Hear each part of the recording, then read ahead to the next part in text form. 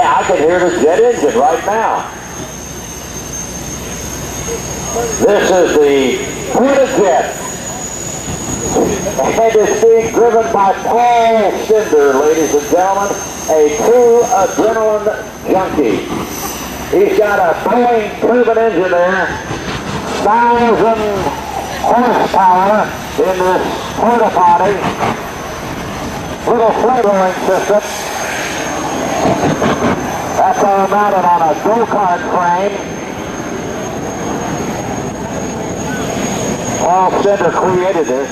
In his Porta Jet. Little flames coming out of the tailpipe there. Give Paul a wave. He's looking out the front there as he comes by.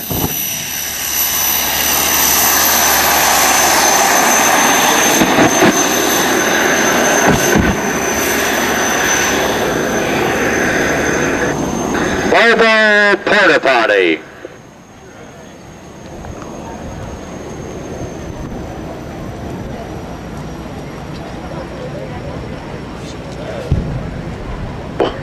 Flames shooting out of the back of the Porta Jet.